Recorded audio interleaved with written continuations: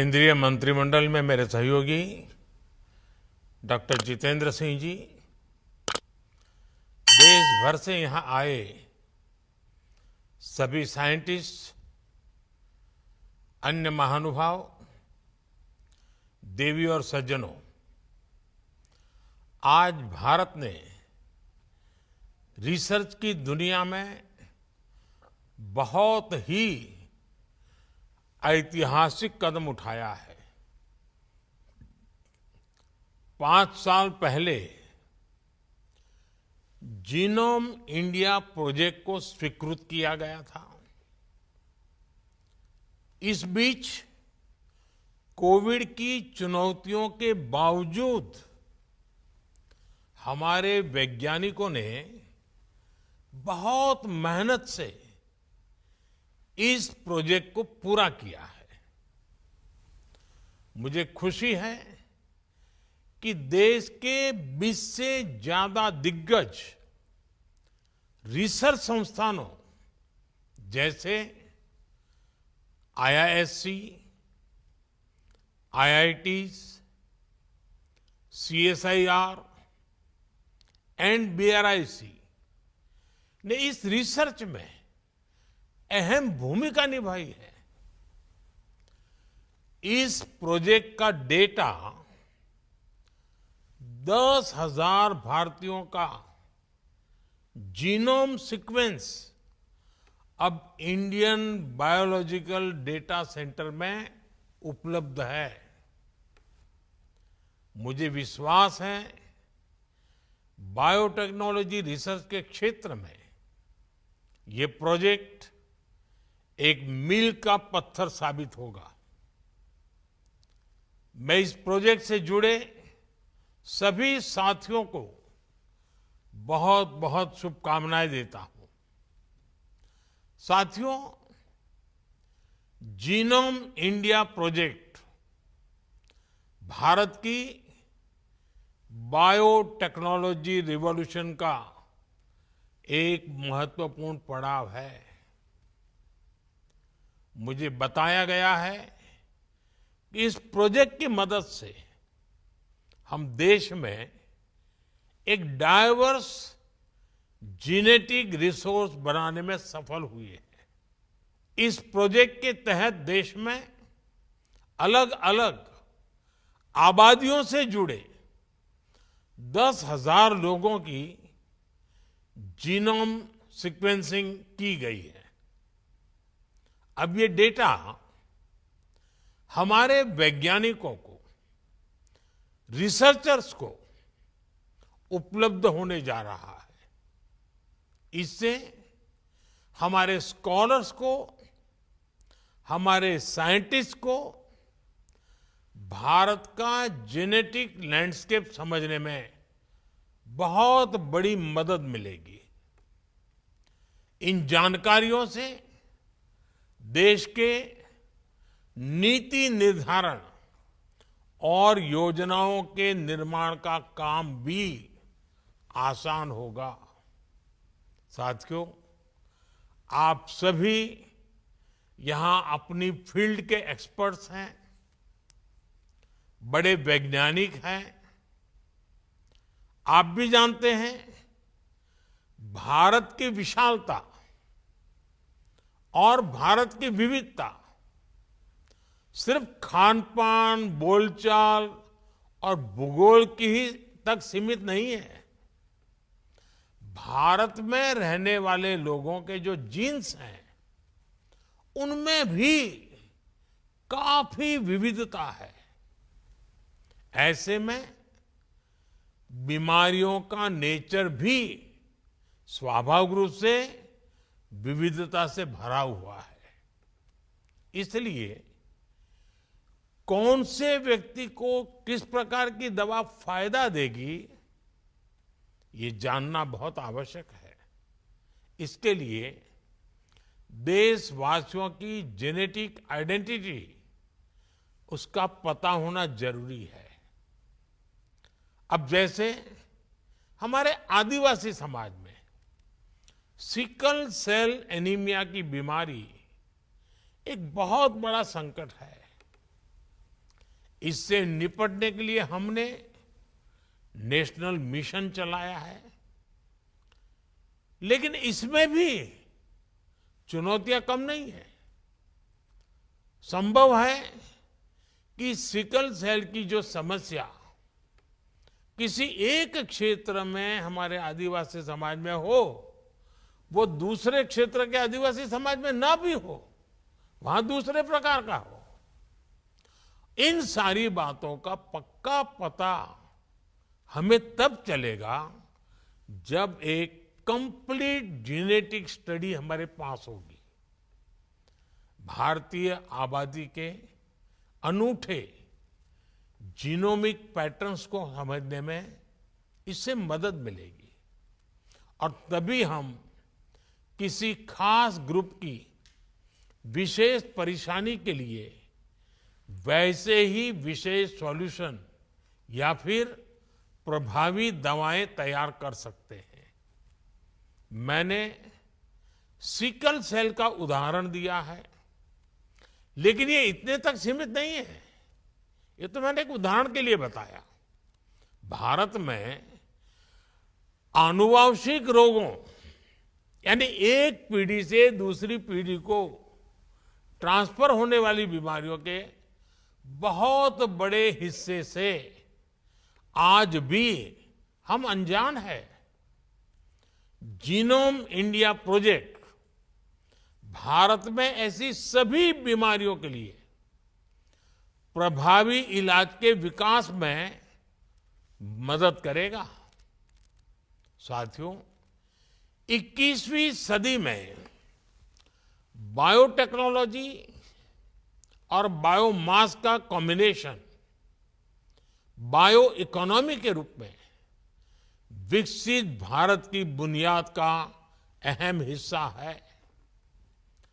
Bio economy का लक्ष्य होता है नेचुरल रिसोर्सेज का सही इस्तेमाल, बायो बेस्ड प्रोडक्ट्स और सर्विसेज का प्रमोशन और इस सेक्टर में रोजगार के नए मौके बनाना। बायो इकोनॉमी सस्टेनेबल डेवलपमेंट को गति देती है, इनोवेशन को अवसर देती है। मुझे खुशी है कि बीते 10 वर्षों में देश की बायो इकोनॉमी तेजी से आगे बढ़ी है। साल 2014 में जो बायो इकोनॉमी $10 बिलियन की थी, वो आज $150 बिलियन से ज्यादा की हो गई है। भारत अपनी बायो इकोनॉमी को नई बुलंदी देने में भी जुटा है। कुछ समय पहले ही भारत ने बायो E3 पॉलिसी की शुरुआत की है। इस पॉलिसी का विजन ये है कि भारत आईटी रिवॉल्यूशन की तरह ग्लोबल बायोटेक लैंडस्केप में भी एक लीडर बनकर उभरे। इसमें आप सभी वैज्ञानिकों की बड़ी भूमिका है और इसके लिए मैं आपको अपनी शुभकामनाएं देता हूं। साथियों, विश्व के एक बड़े फार्मा हब के रूप में भारत ने जो पहचान बनाई है, उसे आज देश नया आयाम दे रहा है। बीते दशक में भारत ने पब्लिक हेल्थ केयर को लेकर अनेक क्रांतिकारी कदम उठाए हैं। करोड़ों भारतवासियों को मुफ्त इलाज की सुविधा हो, जन औषधि केंद्रों में 80% डिस्काउंट में दवाएं उपलब्ध कराना हो, आधुनिक मेडिकल इंफ्रास्ट्रक्चर का निर्माण हो, ये पिछले 10 साल की बहुत बड़ी उपलब्धियां हैं। कोरोना काल में भारत ने ये सिद्ध किया है कि हमारा फार्मा इकोसिस्टम कितना सामर्थ्यवान है। दवाओं की मैन्युफैक्चरिंग के लिए भारत में ही मजबूत सप्लाई और वैल्यू चेन बने, ये हमारा प्रयास है।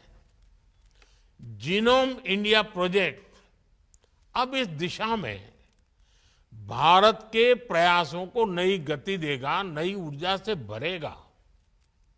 साथियों, आज दुनिया ग्लोबल प्रॉब्लम्स के सॉल्यूशंस के लिए भारत की तरफ देख रही है। हमारे आने वाली पीढ़ी के लिए एक रिस्पॉन्सिबिलिटी भी है, एक अपॉर्चुनिटी भी है।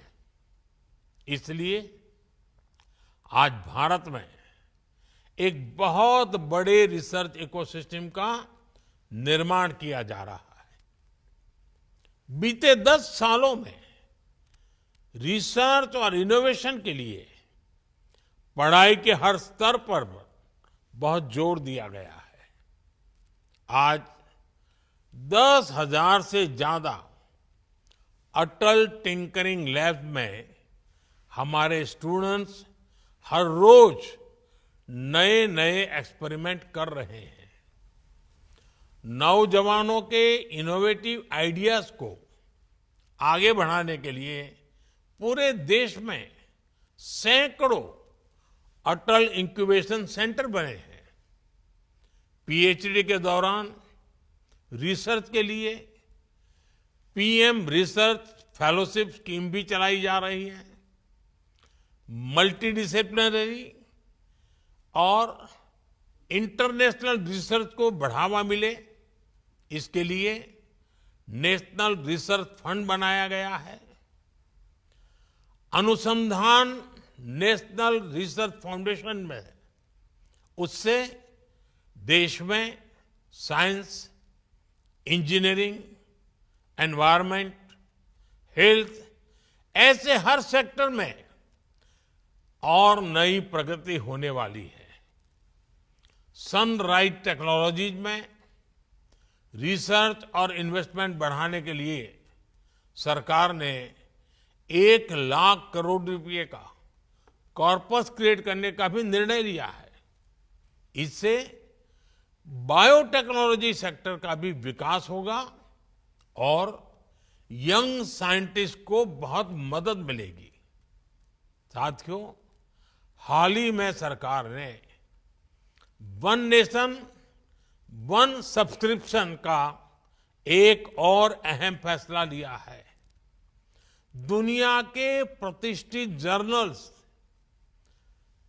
तक भारत के स्टूडेंट्स की, रिसर्चर्स की पहुंच आसान हो, उन्हें खर्च न करना पड़े, हमारी सरकार ये सुनिश्चित करेगी। ये सारे प्रयास भारत को 21वीं सदी की दुनिया का नॉलेज हब, इनोवेशन हब बनाने में बहुत मदद करेंगे। साथियों, जिस तरह हमारे प्रो पीपल गवर्नेंस ने, हमारे डिजिटल पब्लिक इंफ्रास्ट्रक्चर ने दुनिया को एक नया मॉडल दिया है, मुझे विश्वास है उसी तरह जीनोम इंडिया प्रोजेक्ट भी जेनेटिक रिसर्च के क्षेत्र में भारत की छवि को और सशक्त करेगा। एक बार फिर आप सभी को जीनोम इंडिया की सफलता के लिए मेरी ढेर सारी शुभकामनाएं। धन्यवाद। नमस्कार।